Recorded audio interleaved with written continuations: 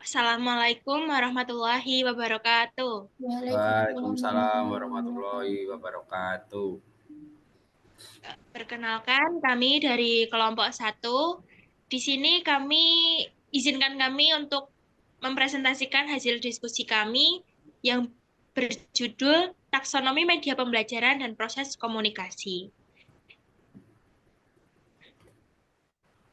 Lanjut.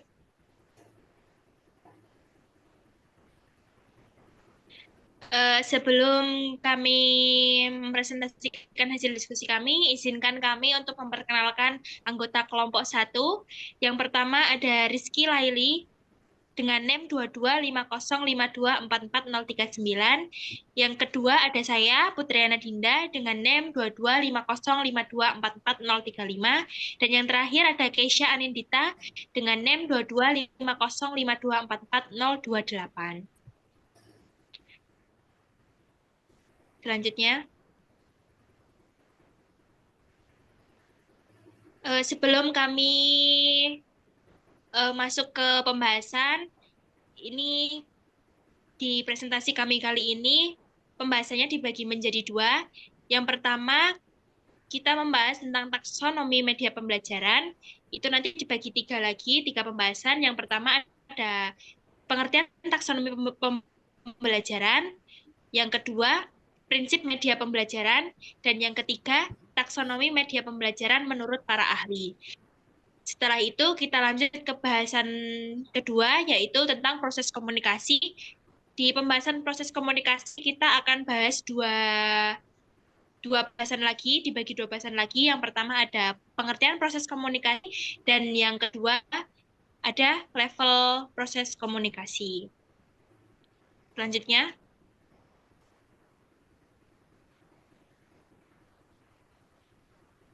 kita masuk pembahasan utama yang pertama dulu, yaitu ada taksonomi media pembelajaran.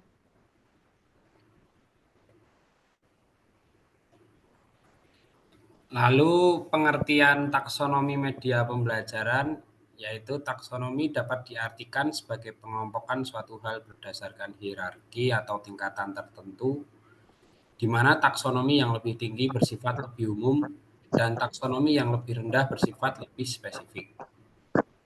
Taksonomi ini pertama kali disusun oleh Benjamin S. Bloom dan kawan-kawan pada tahun 1956, sehingga sering pula disebut sebagai taksonomi Bloom. Taksonomi media pembelajaran adalah pengelompokan media pembelajaran berdasarkan kriteria tertentu. Taksonomi media pembelajaran dibuat untuk mengklasifikasikan tujuan pendidikan. Dalam hal ini, tujuan pendidikan dibagi menjadi beberapa domain, yaitu kognitif, afektif, dan psikomotor. Dari setiap ranah tersebut dibagi kembali menjadi beberapa kategori dan subkategori yang berurutan secara hierarkis atau bertingkat, mulai dari tingkah laku yang sederhana sampai tingkah laku yang paling kompleks. Tingkah laku dalam setiap tingkat diasumsikan menyertakan juga tingkah laku dari tingkat yang lebih rendah. Lalu selanjutnya yaitu prinsip media pembelajaran menurut Suyana pada tahun 1991. Yang pertama, menentukan media dengan tepat sesuai dengan tujuan dan bahan pelajaran yang akan diajarkan. Yang kedua, menetapkan atau memperhitungkan kesesuaian antara penggunaan media dengan tingkat kematangan atau kemampuan peserta didik sebagai subjek. Yang ketiga, penyesuaian teknik dan metode penggunaan media pembelajaran dengan tujuan, bahan, metode, waktu, dan sarana yang ada. Dan yang terakhir yaitu menempatkan atau memperlihatkan media pada waktu, tempat, dan situasi yang tepat. Selanjutnya ada taksonomi media pembelajaran menurut para ahli.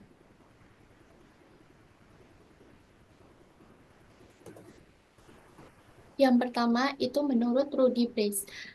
Dalam penggolongan media pembelajaran berdasarkan indera yang terlibat, menurut Rudy Brace itu digolongkan menjadi tiga. Yang pertama yaitu suara, yang kedua visual, dan yang ketiga gerak. Selanjutnya menurut Rudy Brace menggolongkan media dan menjadi media siar dan media rekam sehingga terdapat 8 klasifikasi media sebagai berikut. Yang pertama itu ada media audiovisual gerak, yang kedua ada media visual gerak, yang ketiga ada media audiovisual diam, keempat ada media visual diam, dan kelima itu ada media audio semi gerak, keenam itu ada media cetak, yang ketujuh ada media visual semi gerak, dan kedelapan ada media audio, di mana jenis media akan didasarkan pada indera yang terlibat berdasarkan Rudy Brace tersebut. Itu dapat dilihat pada tabel yang di sebelah kiri. Bila dilihat dari intensitas indera yang paling banyak membantu untuk manusia, itu tuh bisa dilihat jika indera penglihatan dan pendengaran itu sangat membantu.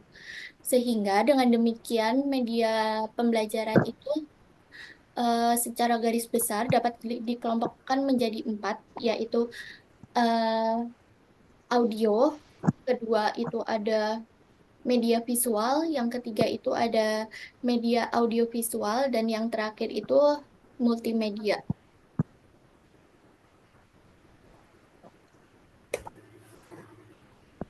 Ah, Selanjutnya itu teori menurut Edling. Edling itu membedakan media menjadi 6, yang dikelompokkan menjadi 3 kelompok. Yang pertama itu ada pengelompokan melalui pengalaman video. Itu diklasifikasiin lagi jadi 2, yaitu kodifikasi subjektif visual. Yang kedua itu kodifikasi subjektif audio.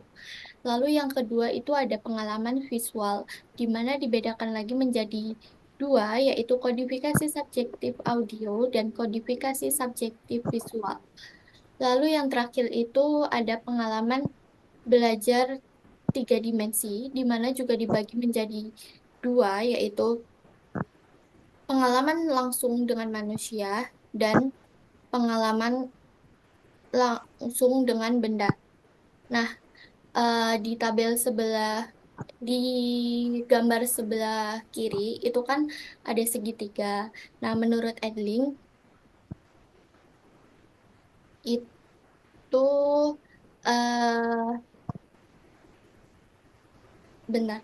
Menurut Edling itu media merupakan bagian dari unsur rangsangan belajar, di mana itu ada 2 unsur untuk pengalaman visual dan non visualnya. Nah, terus eh, segitiganya itu menjabarkan mengenai 6 kelompok tadi, yang dimana itu saling berkaitan satu sama lain.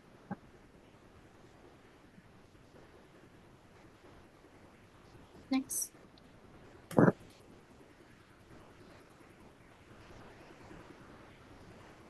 Selanjutnya ada proses bahasan kedua, yaitu proses komunikasi. Pengertian proses komunikasi. Secara primer, proses penyampaian pikiran atau perasaan seseorang pada orang lain dengan menggunakan lambang atau simbol sebagai media primer dalam bahasa. Proses komunikasi adalah bahasa isyarat, gambar, warna, dan lain sebagainya yang secara langsung dapat menerjemahkan pikiran atau perasaan komunikator kepada komunikan. Pada proses komunikasi secara primer, alat utama adalah bahasa, sebab bahasa mampu menerjemahkan pikiran seseorang pada orang lain, baik itu berbentuk ide, gagasan, informasi, atau opini. Selanjutnya yaitu ada secara sekunder. Proses penyampaian pesan oleh komunikator pada komunikan dengan menggunakan alat atau saran sebagai media kedua adalah memakai lambang sebagai media pertama. Komunikasi sekunder ini merupakan sambungan dari proses komunikasi primer. Maka dalam menata lambang-lambang untuk memformulasikan isi pesan komunikasi, komunikator harus mempertimbangkan ciri atau sifat media yang digunakan.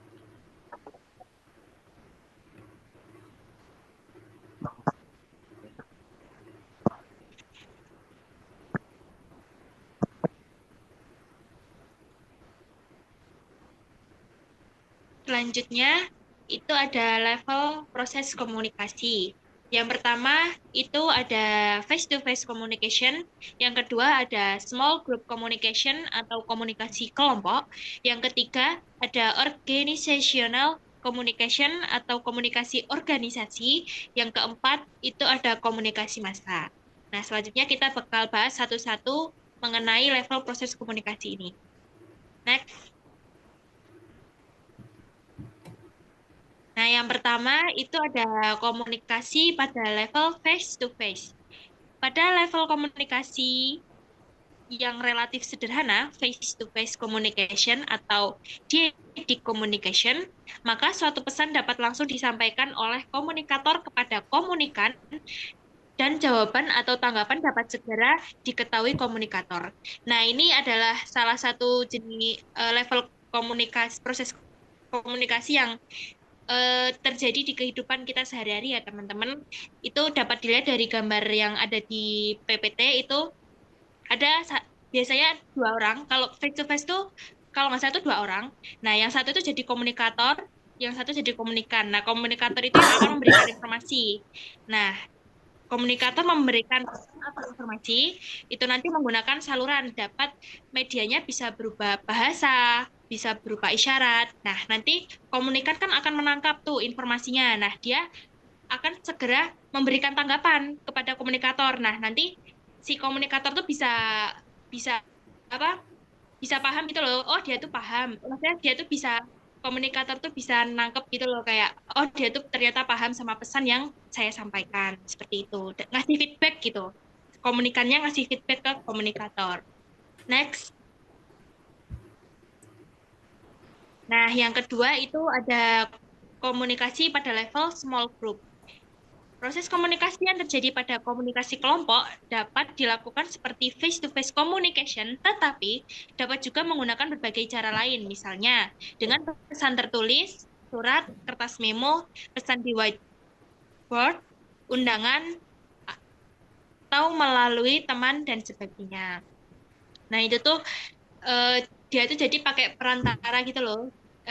Biasanya kayak ke banyak orang, terus nanti dia tuh kayak pakai perantara seperti kayak surat atau memo atau pesan di whiteboard gitu. Selanjutnya, komunikasi pada level organizational communication. Proses komunikasi dalam level komunikasi organisasi tentu saja berbeda lagi pada kelompok formal atau organisasi, misal lembaga pendidikan, perusahaan agribisnis, lembaga siaran, lembaga penerbitan, perusahaan perkebunan, lembaga perbankan, dan sebagainya. Pada tingkatan ini penggunaan berbagai teknologi informasi dan atau teknologi komunikasi lebih maju dibanding pada tingkatan kelompok. Nah, ini biasanya terjadi di kayak di suatu perusahaan gede gitu kan pasti ada yang jabatannya tertinggi sampai jabatannya terendah. Nah, itu pasti nanti jabatan tertinggi tahan tuh. Kalau ngasih arahan kan biasanya pakai komunikasi. Nah, itu alat komunikasinya itu biasanya lebih maju kayak misal kayak komputer, laptop gitu-gitu. Nah, di arahan ke yang lebih bawah lagi gitu. Biasanya itu template sih, soalnya kan kalau misal di perusahaan kan itu kayak tugasnya atau job desk-nya itu kan misal dari jabatan ke bawahnya tuh biasanya kan kayak template kan, kayak sama misal suruh bikin bawahan suruh bikin apa gitu pasti template biasanya. Lanjut.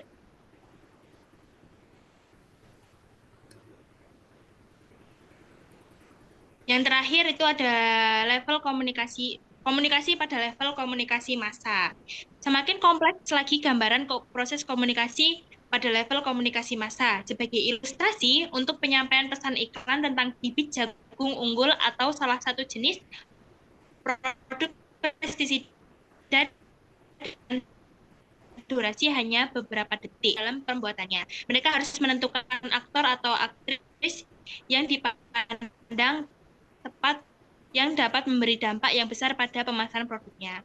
Jadi nanti kalau misal sebagai contoh tuh kayak kita tuh harus mencari aktor atau aktris yang dipandang tepat itu tadi buat pemasaran pestisida itu pastikan bakal melibatkan banyak orang. Nah, itu komunikasinya lebih kayak yang lebih banyak gitu, lebih lebih menyebar gitu. Jadi disebutnya level komunikasi massa. Seperti itu. Selanjutnya, Itu tadi hasil diskusi dari kelompok 1. Jika teman-teman ada pertanyaan, bisa disampaikan seperti kesepakatan di kelas, bisa disampaikan di Bismart, dan nanti kita dari kelompok 1 bakal memberikan jawaban di Bismart juga. Kita diskusi bareng-bareng. Sekian presentasi dari kelompok 1, kurang lebihnya mohon maaf. Wassalamualaikum warahmatullahi wabarakatuh. Waalaikumsalam Waalaikumsalam warahmatullahi warahmatullahi wabarakatuh. wabarakatuh.